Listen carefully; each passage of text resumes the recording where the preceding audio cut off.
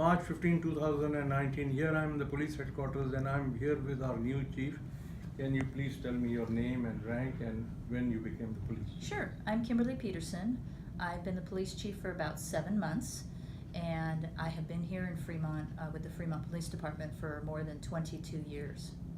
22 years. That's right. You hardly look 22 years. That's right. I was hired when I was 10. Just kidding.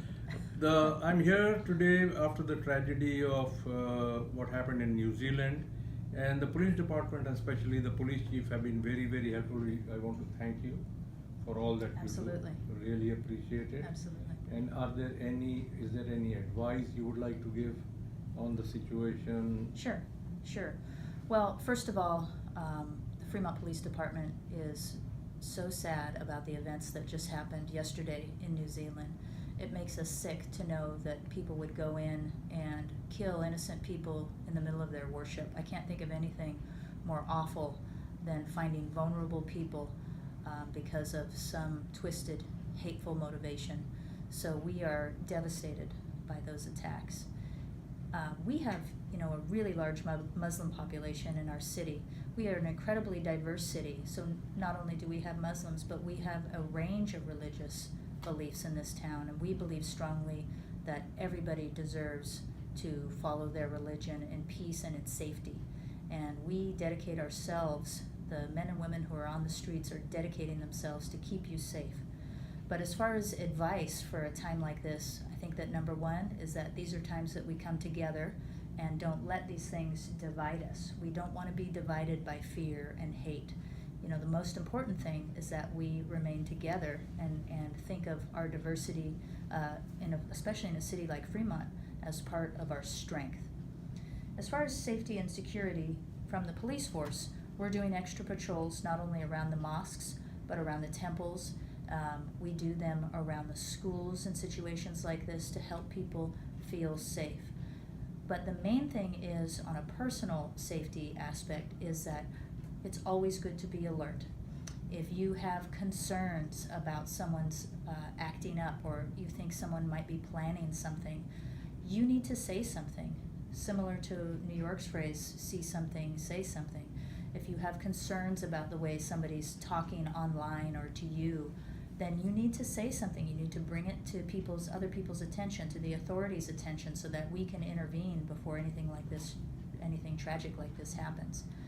And from a personal safety standpoint, God forbid you should be involved in an attack or be a target of an attack, you should look online at the federal government has a very good safety training titled Run, Hide, Fight. And that can give you some very specific safety tips on what you should do should something like this happen. Run, hide, fight.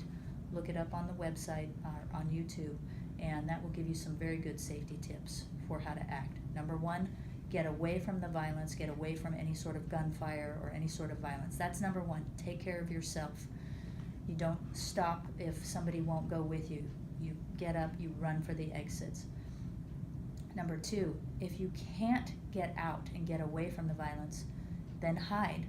Barricade if you can, but if not, hide. And then as a last resort, if you're trapped, then you have to fight. And those are the three key things. But again, watch the video and you can see it in depth. Okay, quick question, Captain.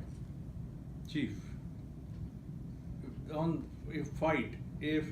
Does the police give any training like firearms or anything that the people can come and be trained, and are licenses required for having firearms? Sure, those are some good questions. So the police department itself, we don't give any private training for weapons handling, but there are lots of those types of courses available. Now, having said that, I will advise that carrying weapons is not our first course of action or our advised action. Oftentimes those weapons are either used against the person or you'll hide it under your bed at night, and oftentimes those things end in tragedy when kids get a hold of them, or even sometimes as tragic as husband and wives getting in fights and getting so enraged and someone sometimes goes for that gun. We don't advise that as your first course of action. However, if you choose to do that, You can, again, look up online. You are allowed to keep guns in your home. They have to be properly locked when they're not in use. They have to be stored and locked away from children. If you wanted to get a concealed weapons permit, those are available through the sheriff's department. We do not give those types of permits out Okay. here. I want to thank you from the whole community, from myself to you and to the police department. You did something very wonderful last night when you issued the patrol calls for the mosque and all of that. Everybody in our community was very grateful to you. Thank you very much. I really appreciate it. Absolutely. God bless you. All the best. Wish you everything. Good to see you. And see you for a long, long time. Thank you very much.